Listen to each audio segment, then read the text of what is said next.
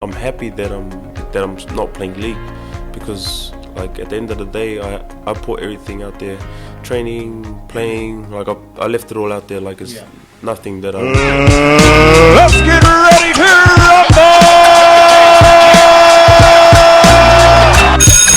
I am the greatest. I have a dream. Leg, I'm coming for you.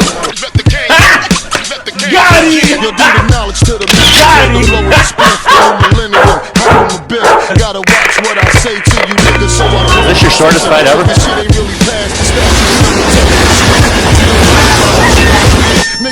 I have wrestled with an alligator. I done tussled with a bear. I done handcuffed lightning, throw thunder and bear.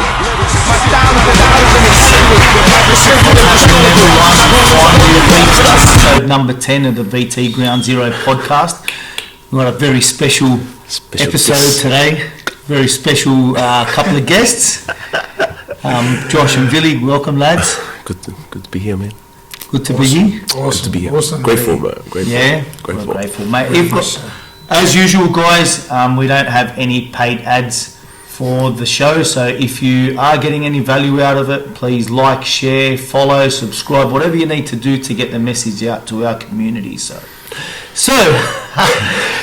in today's episode, we'll be just touching on Vili's life, getting into some ways to deal with setbacks and also that victim mentality. So, Phil, The screen. yeah, we'll sack the screen and we'll bring it on later. We'll surprise him. I've got a nice little picture to put up on the TV behind us for all you YouTube watchers.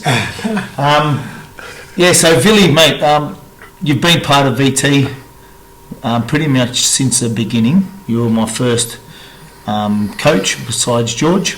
Grateful to George for introducing you. Yeah.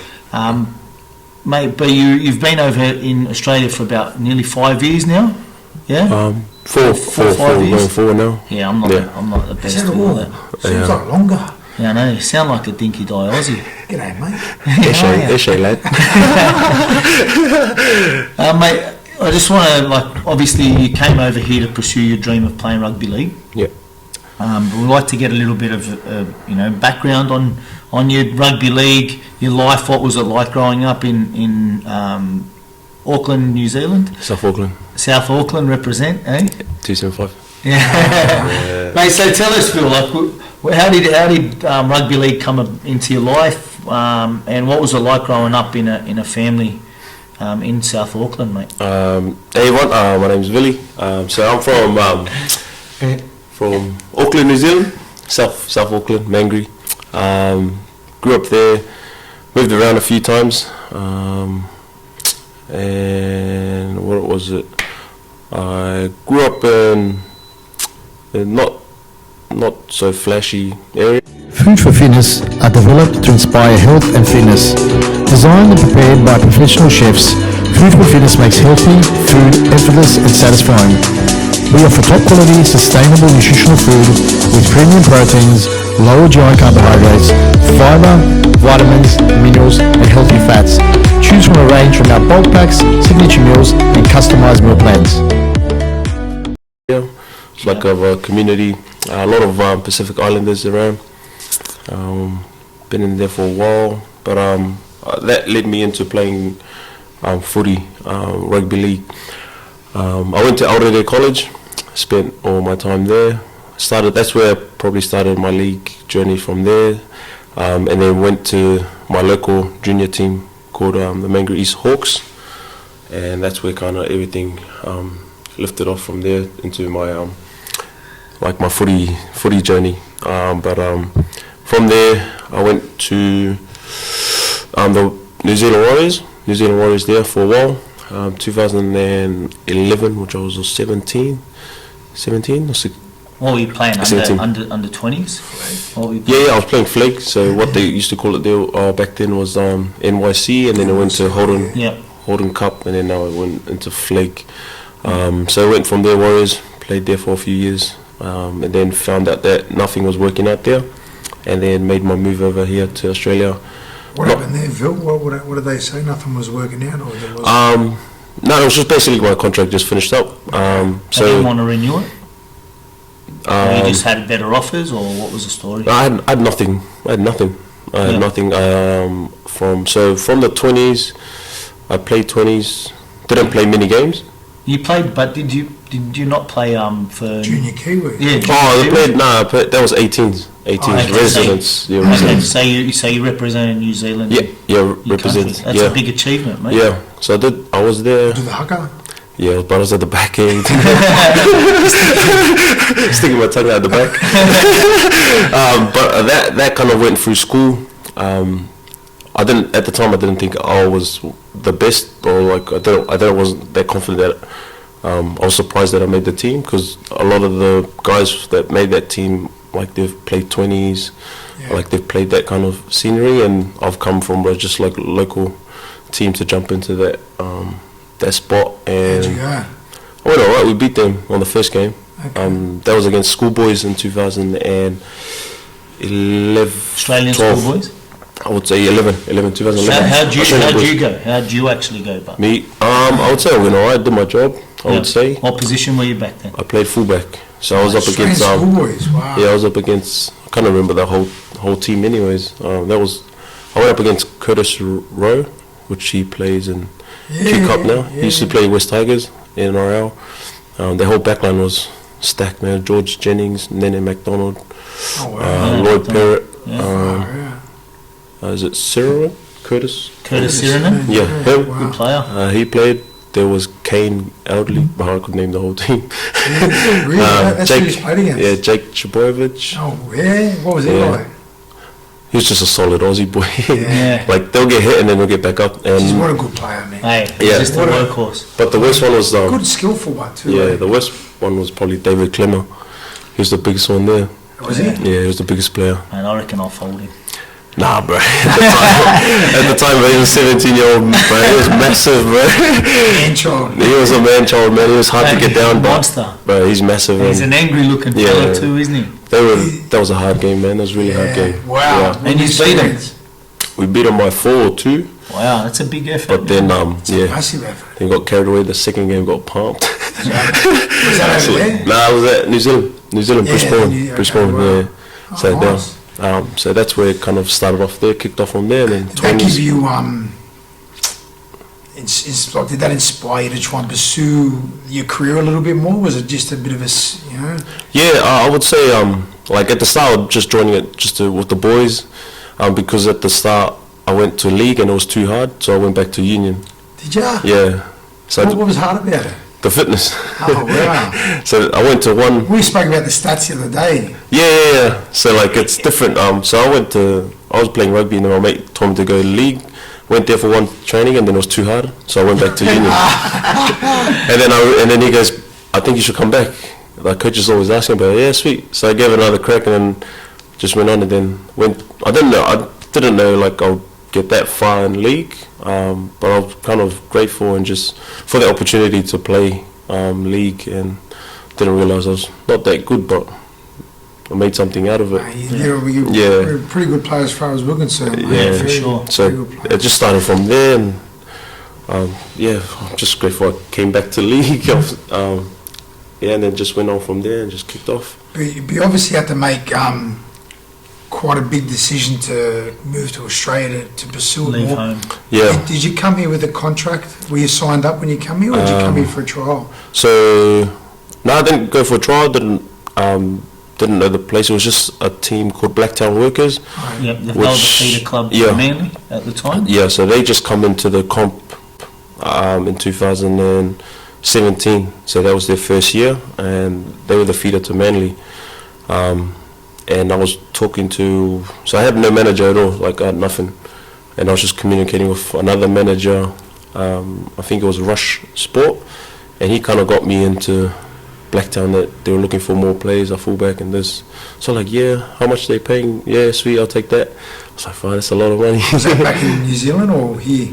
Not here, Oh, was but it? I was over there. I was in New Zealand. I was in New Zealand. Yeah, that's what I mean. So you hadn't come here yet. No, I didn't even know what Gotcha, mate. how Australia worked, nothing. Okay, right. So he goes, oh, there's Blacktown workers keen to sign you up. So I was like, yeah, sweet.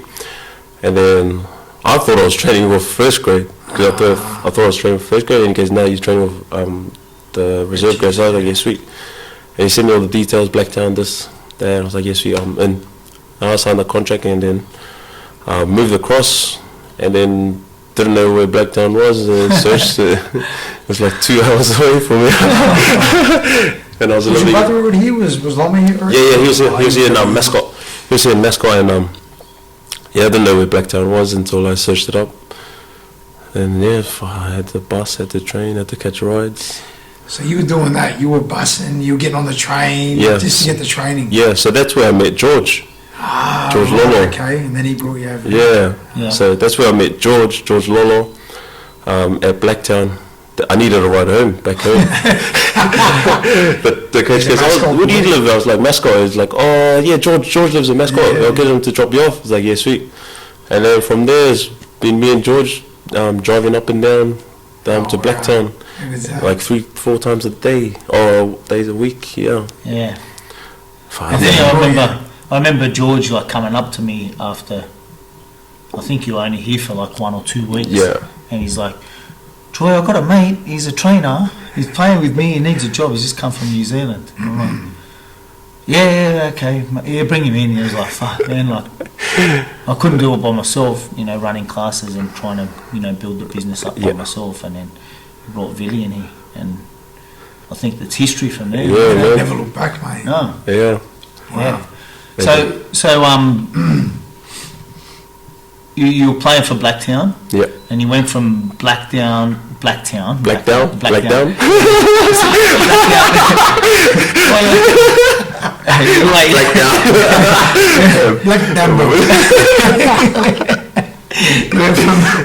Blacktown. You went from Blacktown to North Sydney. Yeah. And a couple of years ago, they asked you to come into the top, 32 or whatever it is to. Yeah, to the pre-season. To the pre-season for South. Yeah. That year, I think it was Wayne Bennett, and it was his first year over at South. Yeah, it was just when they had that changeover. I forgot the old coach's name. Maj. No, the one before that. Oh, Seabold. Yeah, Seabold. Yeah. When that changeover happened, that's when I stopped. Yeah. So sorry, Phil. So who got you to South? Who took you over there? South. North Sydney. Oh, so you went and signed up with North Sydney. So how it started was, so I was at Blacktown, and there was like a lot of players, and I could see that there were a lot of players in front of me, and I was kind of like probably 4th or 3rd down the ladder. So for me, the opportunity that would have been playing Ron Massey, which is under reserve grade, and at the time I was like, I didn't get picked the first round, and then Pat Wisner, one of the coaches for Blacktown the year before, in 2017, he called me and said, if you're keen on North Sydney. So that was kind of where it started, and I left Blacktown and went straight to North Sydney, and that was probably one of the best years playing at North Sydney. And then I had no manager, nothing. I was just playing footy, and then got the offer halfway through the year to. Yeah, I think rightly, very well deserved as well, mate. I watched like you had a few TV games that year. Yeah, those heaps. Yeah. Yeah, good, and I followed you pretty closely, mate, and 300 with 300 meters a game. without being biased, mate, because we are mates. Yeah. I was pretty confident that you would have got at least 3, 2 or 1 point in pretty much every game that I watched, mate. So you were on fire that year, and rightly so, brought you up into that pre-season squad. Yeah, man, that was massive. That was randomly too. Like I was looking forward to, like I was kind of like I was just like floating around. What's happening? Like, what am I going to get another gig? Because that North Sydney was just a year. So I was like, I should take this like I should use this whole opportunity at North Sydney to try get somewhere. And lucky enough, and then that all popped into place. I was just going day by day every time I went to training and played games. But yeah, man, that was one of the best years playing footy. Awesome. Mate, would you say there's any people that you look up to or aspire, or that you kind of have been, you know, instrumental in getting you where you are at the moment? Because Yeah. I know you're close with Ruben Wiki. Yeah. You know, Ruben Wiki's a absolute beast. Fuck. You know, and like, to be honest, if What a player. yeah, mate, like he's been here a couple of times to the gym, Yep. trained the house down, and it's like, Yeah. mate, for me, like, that would be enough inspiration. Have you? Is there anyone that has kind of taken you, you know, under their wing, or felt like you've pushed you a little bit more to get to be better? I would say my old man and my older brother, Yep. like they kind of inspired me and backed me to do what I did, and got me to where I am. But with like Ruben Wiki and them, because like at the Warriors and that, like he was kind of like up there with the training Yeah. stuff. So he was Well still respected. playing there when you were there? Or No, he wasn't playing. No, he was the trainer and that. And Mate, is it true that he gives the players kava after the game? yeah. So he does. He has a bowl, does it uncover when they come here, when they fly over here. Yeah. And I went back a few times and caught up with them. As I always message the boys to see if they're still drinking cover here, and then they will do one up. But I look up to my old man and my brother. Yeah. They kind of got me to rugby league, and then just around the boys. But and I just like the training of it. Like Ruben kind of started, like if he does a hard training, I'll be like, I want to see if that's actually hard. Like I want to try it. Like I want to see Does what. he ever Like, do an easy one? nah, man. There was this one we had to do the anchor. I think it was 20 minutes. It's death, man. One of the Kick hardest sits, ones you've done. kick sits and bear crawls. That's it. Ooh, Yeah. for 20 minutes. 20 minute emo. Oh, what? Yeah, and I still remember the workout too. Yeah. Saturday morning at Meadowbank netball court together. But there was a lot of people, man. There's a lot of people that inspired me, not only on footy fields, but like also the kind of mental aspect of it. David Neathie, one of the mental sports guys in New Zealand, kind of helped me out because I kind of went down the rail with injuries, and that was playing with my head a lot. Yeah. As I mentioned, like in 20s, I didn't play much games. 2 years I only played 10 games. wow. Yeah. So the first year I played 8 games, and the second year I played 2 games. Yeah. Yeah. And that wasn't to my partner's mum, so my mother-in-law, soon to be, will be. So she had connections.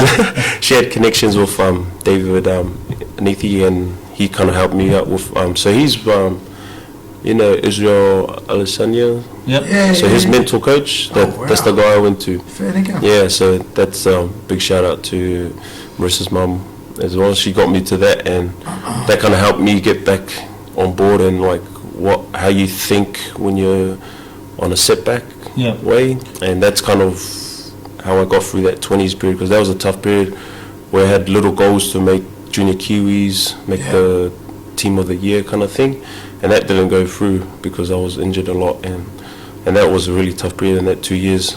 And that's where, like, when you're young, like, you're thinking that, I want to get an NRL contract, but as you grow older, it kind of shadows away that you might not even get a reserve grade contract, or you'll go back to club, and it kind of plays off your head. And it kind of plays off your head at that point. Yeah. Can you tell us a few of the things that say he got you to work on or focus on? Like what was some of the stuff that really stuck with you? That made a difference? Would be, I would say, self-doubt, confidence, because at the time I wasn't confident in my playing ability, and that hit me a lot, because like there'll be things where what I should be doing, but then it turned out like I was second guessing myself a lot.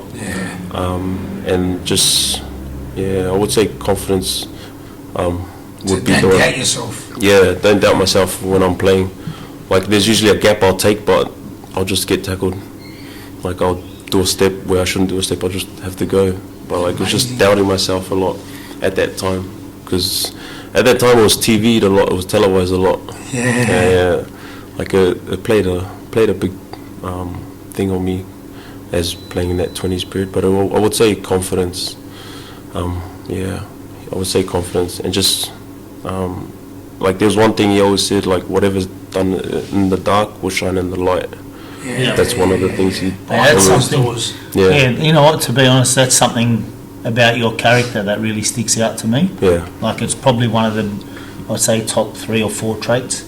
Is that you're a hard worker and you do a lot of things behind closed doors Big without having everyone looking. I know you like to put stuff on Instagram lately, and, you know, your reels and all these other, you know, things. But no, all jokes aside, that is something that I've always noticed about you. Could go out on a night out, enjoy yourself, and then the next morning you're in the gym, Yeah, man. sweating your ass off, trying to get to, you know, Yeah. be a better than what you were yesterday, Yeah. mate. So Even just your work ethic, mate, Yeah. with VT, man. Even like wherever we're done together, but mate, it's such a good work ethic, mate. You know, Yeah. it's inspiring. You know, you're just saying about that stuff with the mindset. I saw George St. Pierre Yeah. on, so arguably one of the Yeah, that greatest used to- UFC fighters of all time, and he was talking on a podcast with it just slipped my mind. But anyway, so he's saying he hated fighting. He goes, I hated fighting. He goes, mate, it scared me, it petrified me. He goes, but I knew if I did it, it was going to put me in a better position in life. Yeah. It was going to get me somewhere better in life. And he goes, and it's, look what it's done. It's goes, give me all the money I want and need. It's goes, give me a really good profile, the ability to live my life to live today. He goes, but I knew that I had to go through that discomfort and that phase of my life to get anywhere, you know. And it was, mate, I found it so interesting that, like, the stuff that we feel, whatever we're doing in life or whatever we've tried to do, the best in the world also think and feel like that, you know what I mean? yeah, for sure. 100%, man. That's like it's so true. I think we was talking to Noah the other day about in our last podcast about doing the uncomfortable things first thing in the morning. Yeah. You know, so then the rest of the day can seem easy. Mate, you win know? the morning, win the day. And then the more easy, exactly. Mate. It's such a true statement. But when you do those uncomfortable things repeatedly, they just become like nothing. Yeah. You know, so That's it. as it becomes habit, and you grow, and then you're looking for that next challenge. You know, Yeah. so a marathon runner running 5Ks to begin with, and now does 40, 50Ks. Yeah. That 5Ks is walk in the park. Yeah, definitely, 'Cause, mate. yeah, I think people need to enjoy the process Yeah, rather than just thinking of the result. I would think that, like, the process is, I enjoy that. I enjoy the process even with footy, with work, particularly footy. Like, I love doing pre-season. Yeah, Like, out of definitely, all mate. things, like, know. I It's just enjoyable, wouldn't love, it? I just love the challenge of Yeah. competing. Like, am I fitter than this person? Am I stronger than this person? Like, that's how I think when I'm training. But I just enjoyed, I enjoyed the hard stuff because we had a few army camps come up in the Warriors. We did it twice, and I would say I was probably the kid in the team, but I was thinking differently. Like, I'll be a dick to them, but in my head I'm like, no, I got these guys. Like, I'm easy now. I'm good. yeah. Because, man, that army camp was a big challenge, man. Like, yeah, I would say, like, one of the hardest ones, but it was something that I got through, and I enjoyed that. Like, people didn't enjoy it, but I enjoyed it, mentally enjoyed it. Yeah, It's interesting, that's good, man. Yeah, I just love the process of everything. Yeah. Like, even with the gym, I enjoy the band. You should remember when we started. Yeah, I would say that we had like 2-3 people in the gym, and that was the process that me and Troy had to start off with. Yeah. And then slowly, as people come, the results started happening. Yeah. And we got a team around, and then now it's just moving on to the next thing. Yeah. And I think that's something that you do in life as well. Enjoy the process. There'll be hard times. The process isn't always enjoyable. Nah, man. You know, never.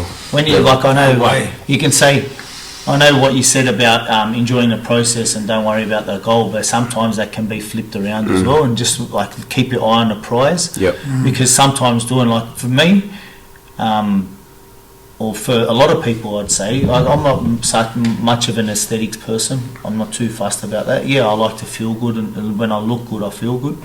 But if I have a goal in mind, I'm worried about that, and I'm not worried about, I need to put myself through shit to get to that. Sometimes I don't enjoy the journey, and a lot of people won't. But that keeping your eye on the prize and staying focused of your vision or your goal is probably what gets you through those hard times. Yeah. you know? It does. The outcome's generally always worth it. Yeah, for sure. Yeah. And there are going to be setbacks, and we know, like Vil, mate, you've had your fair share of setbacks. Yep. You just yep. mentioned that you had, you know, your hamstring injuries. Yeah, You know, yeah. consistently That was the worst. having hammy injuries. I remember you many times doing all your hammy rehab Yeah. stuff here. Yeah.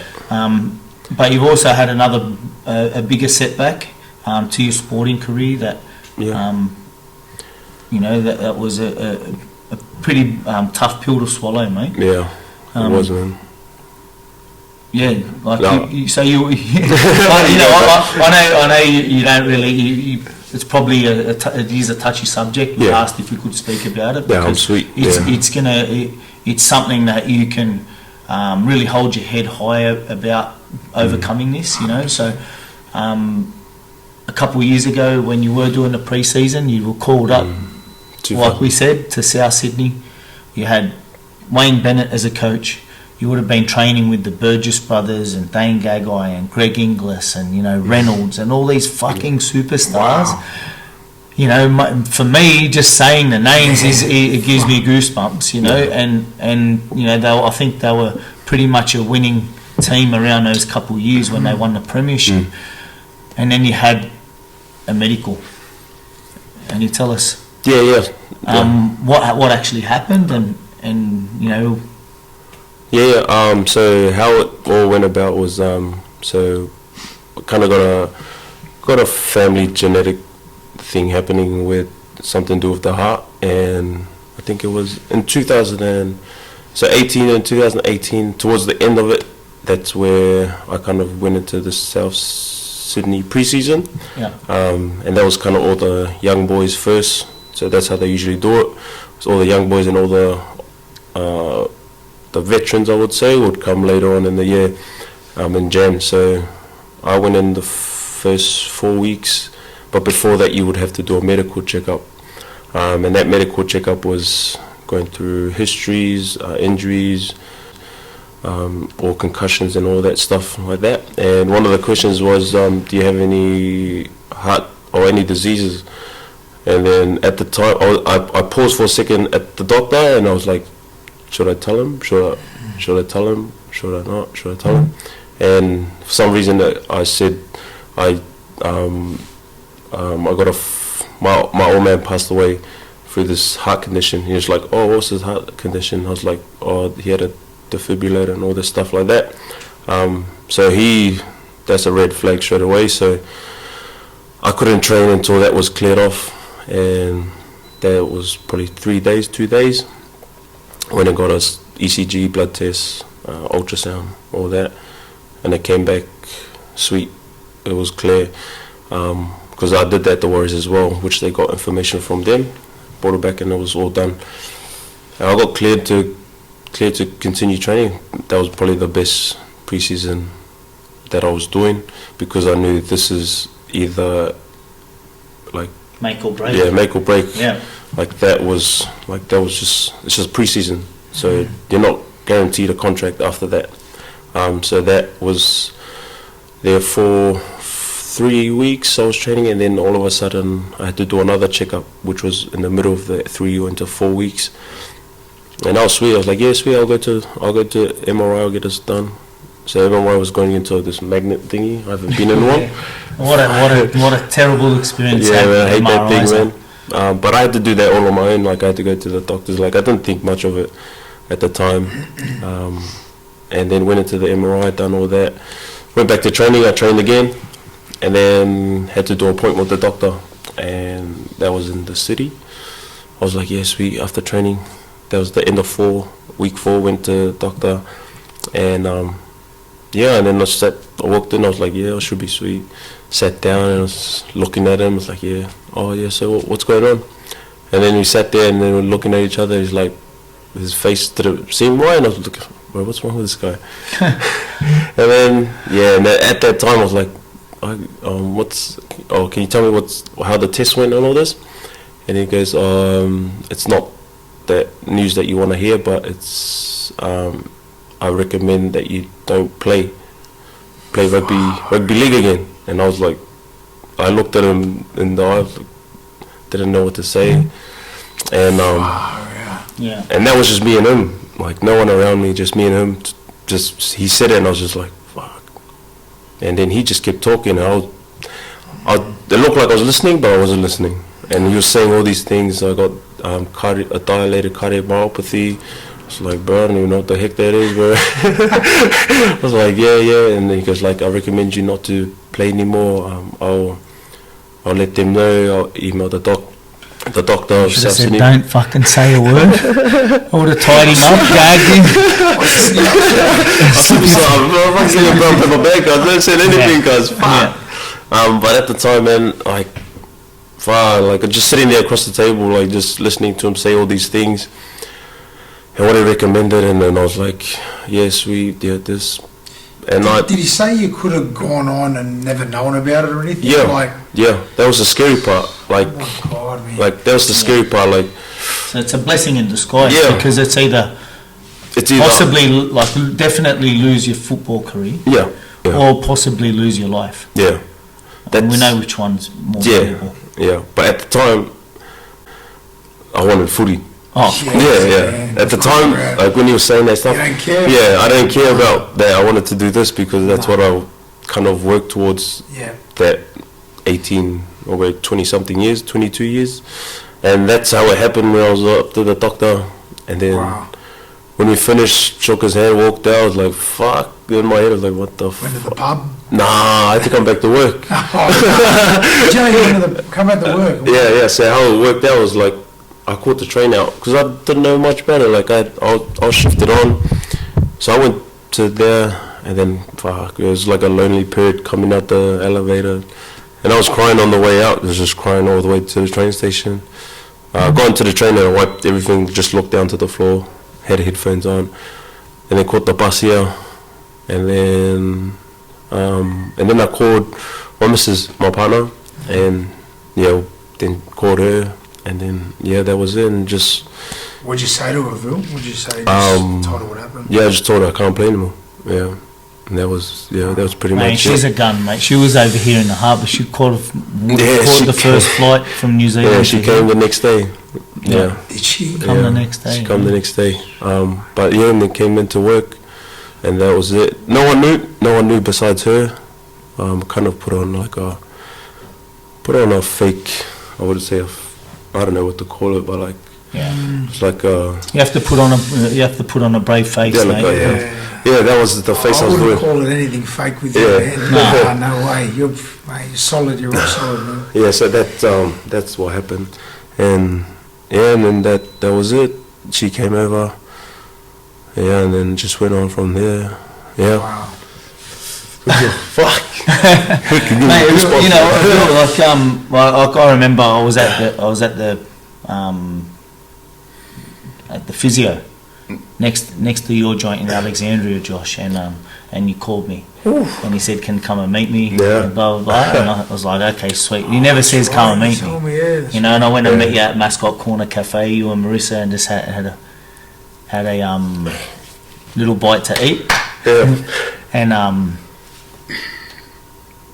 I know, like, you handled it pretty well, mate. You were what, 23 years old at the time? 22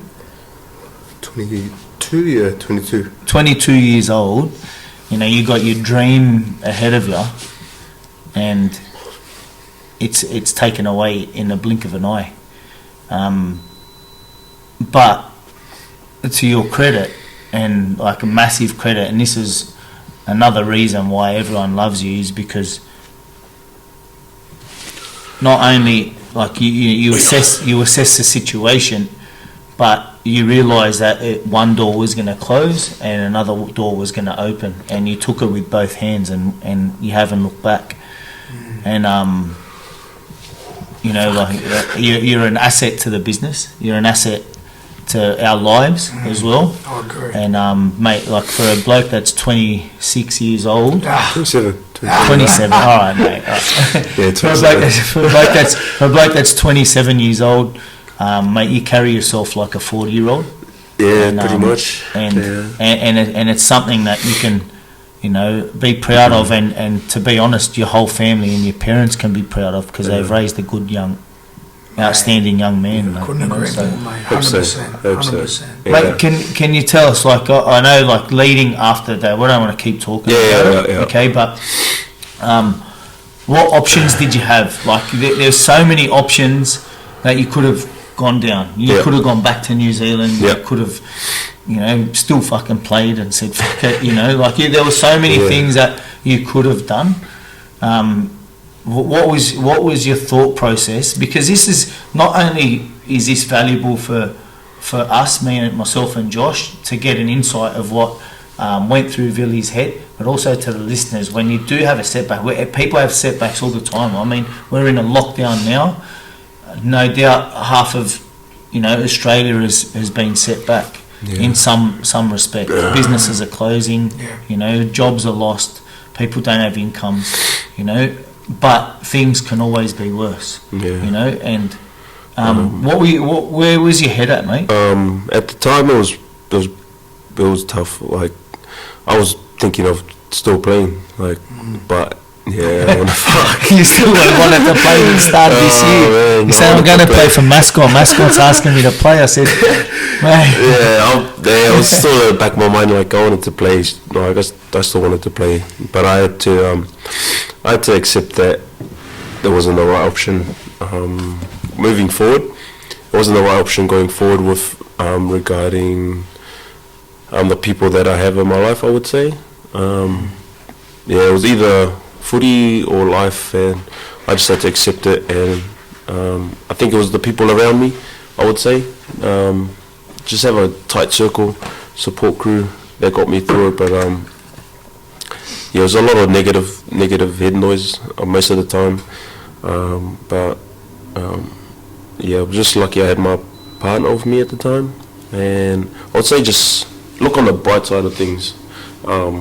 Like, I was grateful to just be alive, 100%, and still be here. And it's a blessing. Like, lucky you were sent for a medical. That's what I was lucky. I was like, fuck, man, look at this, but I'm still alive. Like, I could have still played this, but it's like I just got to look at it in a different way, and like going towards what's the next option. Because at the time, lucky when I was playing footy, like I was studying, so.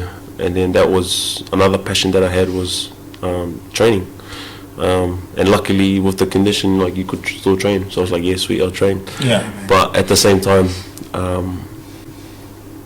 he said not to train as hard, so I had to pull it back a bit. Didn't stop you. Didn't stop me at all, man. It didn't stop you. But I was just saying,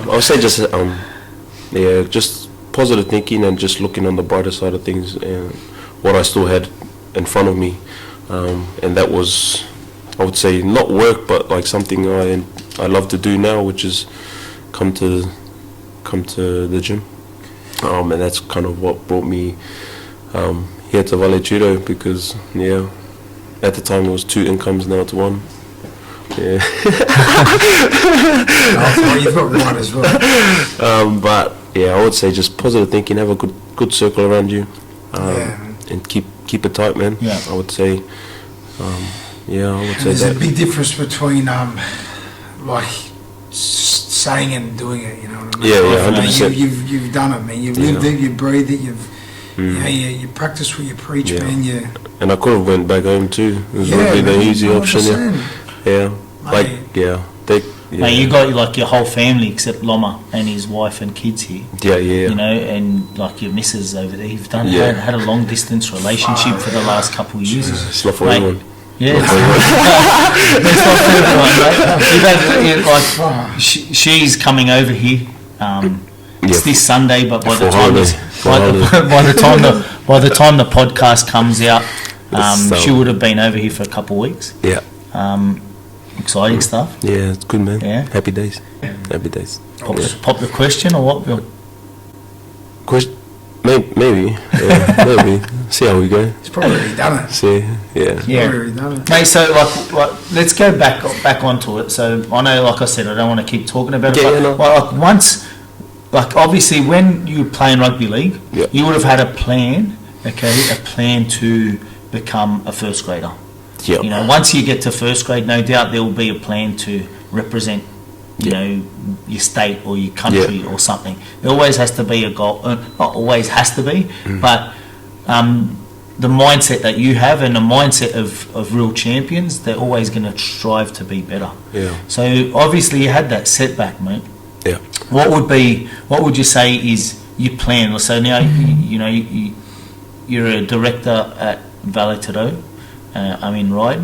You know, you're obviously running the Botany gym. Do you have a plan? Do you have a vision or a goal now that is pushing you and propelling you every day to be better? I would say like so now like working with you two is different. Is a different mindset where like it's like I want to grow. I want to keep growing as in business, as a trainer. But my plan, don't want to jinx myself, but like a plan would love to see is earn a few more gyms and set myself up and hopefully open one in New Zealand.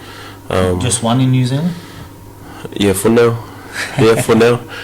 But that's one. New Zealand's not big enough for two relatives. But that's where I'm looking at is open up a few more gyms, set myself up, and then open up one more in New Zealand, and then go from there. But at the time it was like more footy, but I had to change that mindset into where do I see myself in life and where I want to go and what's my purpose. And I think this is my purpose now. It's definitely. It's something that I had to accept, and now it's something that I love to do now. And that's what gets me up every morning, is to kind of set myself up, my family up, and go from there. That's how I'm thinking now. You can take that. You can take that work, like that work ethic, that attitude, everything you apply to rugby league. You apply to this. Yeah. You know what I mean? Yeah. And also in regards to rugby league, Vil, like as we all know, like we all grew up with a lot of good players, like really good. As long as you tried your hardest, mate. As long as you did everything you could possibly do and exhaust all that. If you had just quit and just said, 100%. I've thought of that too. I said it to my partner. I was like, man, I'm happy that I'm that I'm not playing league, because like at the end of the day I put everything out there, training, playing, like I left it all out there, like it's nothing that I regret. So that's thanks for bringing that up. That's something that I think of as well. Like I would hate it if I didn't put my best foot forward and then finish like that and be like, fuck, mate, you're a long time retired, mate. Yeah, so there's going to be a time when you can't do anything. You know? That's it, and I'm grateful for that too. Like to leave everything on there, because the way I finished was, the last game I played was in 2018. That was from a broken hand, so I didn't even finish the season. Oh, well, okay. Was that from boxing, bro? No, it wasn't for boxing. It was from the game. I played that whole game with a broken hand, and that was the last game I ever played. So like, wow. I always said to like upcoming players, young players that are coming up, like, if you break your hand, keep playing. I would say that. Hard enough and still playing. But I didn't even realize I was breaking it until I came off, and I go, Doc, what's wrong here? Can you check my hand? And he starts moving my hand, the knuckle. Doc. Doc, can you check my hand? And he's like moving my hand, like, and he goes, I think it's broken. I was like, fuck. So I had to sit out the rest of the season. But like for like all the upcoming players, man, I've said it to probably a few boys back home, like, just enjoy the ride, man. Enjoy the ride, because like you wouldn't know whenever like your last game is, you know, and that was my last game. Yeah, man. And Big Philly. Yep. Philomotti. I think you met Philly. Man, he obviously played first grade and everything, but I remember speaking to him about a few things like that, you know, and he said, he goes, Joshy, every time I went on that field, I played that game, it was my last game I was given to play. You know what I mean? I was like, it just always stuck with me, like that thing that he said, and that attitude, you know what I mean, with that mindset. So he just went out and he was pure, just raw power and aggression on the field, you know, like, and it's, I suppose anything you do in life, man, if you can try and have that mindset, like imagine you get up every day, get out of bed every single day, I want to live this, I want to squeeze everything I can out of this day. I want to achieve the most that I can in each and every single day by, you know, in impacting. Like, how lucky are we? I personally believe we have a better impact than maybe some doctors. You know what I mean? Like our impact on people's lives As a coach. as a coach, as a health, as a trainer, and everything. As a counsellor. Most people go to the doctor to get bad news. Yeah, So they're that's not it, going to be exactly. influenced in a nice way No, from that's the doctor. right. It's going to be returned bad news the majority of the Yeah. time, unless they're going to say that they're pregnant and they're happy about Yeah. it. And what else do you go to the doctor for? Cut your freaking ingrown toenail out? You know? Yeah, bro. I don't know, I've got good toes. What a positive impact we Yeah. can have on people's lives. Sure. But yeah, man, it's It goes to show like that things happen For a reason. for you, not to you. Yeah. You know? mate, Like it so happened. true. It happened for you, Vil, not to you. Yeah. And I hope a lot of people take, you know, Vili's example, look at their own lives and realise that Yeah. things aren't that bad. Okay, things can always be worse. Yeah. As bad as Vili's story, or as sad as Vili's story is, it could be a lot worse. Yeah. Yeah. You know, and I think Vili from that point of view, Yeah. made the right decisions, and then, he is where he is now, man. Yeah, man. What we've decided to do is that, like we did it with Noah as well. He's run a little 6 again challenge. We've got 6. We say 6 questions. I've got a couple of my own but we'll run with these as well. I got two because I know for those people that know Vili, there's one type of food that he absolutely loves. It's a KFC. Every time he comes around to my house, it could be 8 o'clock in the morning, brings a family box. You know, 9 o'clock in the morning, a family box. The next every single time, it seems like this bloke absolutely loves KFC. But a few years ago, I introduced him to a Lebanese breakfast pizza called manouche. And if you've ever tried manouche, first thing in the morning, it's fantastic. absolutely love it. So, What Vili, a meal. first question is KFC or manouche? It's KFC. I'll get KFC, but is it manouche? So Troy took me out once for that manouche, and then I ate it. And I was like, "Fuck, this is solid." So then the next day, I went and got 3 boxes, 8 free boxes, and I called this guy because I'm at this place where I just got the free. I showed him the photo. It's like, bro, I smashed it, took it home, ate it. How good's my bush? Hectic, Christ. It's fantastic. Yeah, I say. I I love think it. it's a bad Lebanese food. I think all No, it's Lebanese- healthy. It's like, yeah. I mean, like, it all tastes good. Oh, man, all the Like, food's it nice, all tastes man. good. I didn't know until I got Yeah. here. Yeah, fuck. I'll pick KFC. Yeah, some people beg to differ when you're eating raw meat, you know. Yeah. Oh, I don't mind that. Nice, Yeah. man. Yeah, I like that. it too. Beautiful. I'll go KFC. KFC. I'm KFC. Fire away, Josh. You know, you got another one? Yeah, I do. I just Say again. what nickname do you rather, VK or the Caveman? I would say, I play 2 parts. So in New Zealand I'm VK, over in Oz I'm caveman. Caveman. Yeah, I live 2 separate lives. No, I'll say VK. VK. Yeah. VK is pretty cool. Yeah. But Caveman's special for you and Troy. Alright, well, let's say the best player you ever played with. Ooh. I would say there's a few. Ooh, look at that. There's a few. Yeah. 7% body What fat. about- Jack on him, whatever. 7% body fat, guys, just to let you know. So best player that I played with, I wouldn't. There's a few, man. I would say there's a lot, man. Did I play in your team? I would say one of them was my local team, my local junior team. Oh, wow, that's- Yeah, way back. I looked up to him. Like, he was my competitor. Where I kind of like, trying to challenge him in a way. His name is Francis Toitu. He's from New Zealand. Wow. Yeah, so he was one of the. So you didn't play for the Warriors or anything? No. Oh, But that's yeah. one guy that kind of caught my eye. Like, fuck, he's fit, he's strong. He's Yeah, the smallest guy, and then Or was he a half? he's a center.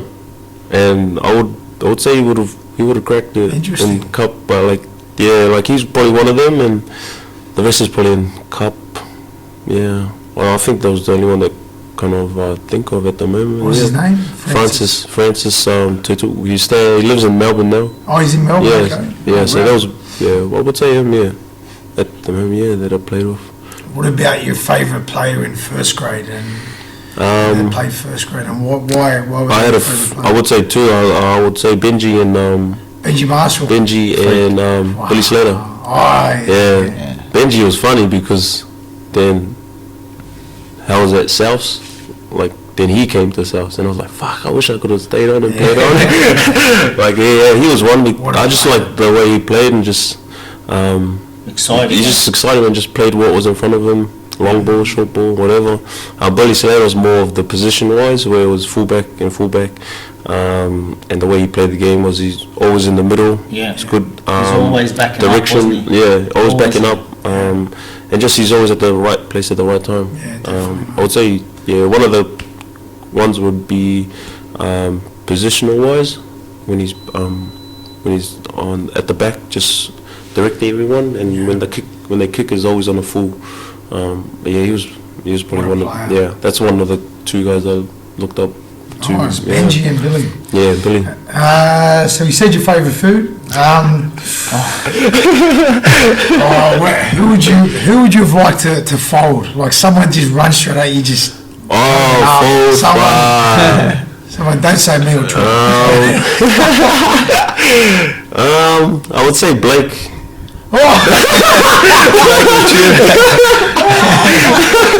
Oh, so Blakey boy. yeah, I would say Blake. He talks too much. He sent me a video last night of him, his highlight reel. Yeah, see, and he always does this, bro. He needs to be humble, that kid, man. I'll fold that kid The anytime. highlight was good, man. The highlight, mate. It was. For you guys that don't know Blake, you can look on our Instagram, you'll see the bloke with the fuzzy blonde wow. hair. The one to be Aloni. That's Blake. He's over in Singapore playing professional he's a soccer, champ, mate. he's a champ. Absolute He's a champion. champion. The highlight reel was I'm sure the fantastic. best over there, mate. But yeah, when you get back, it's a run a straight challenge at Vili. Yeah, I'll say Blake. Mate, if you had your time again, what would you do differently? And I don't mean like time, just like if you had your time again at a certain stage of your life, is there something you do? I would say patience. Interesting. Patience Yeah. for what?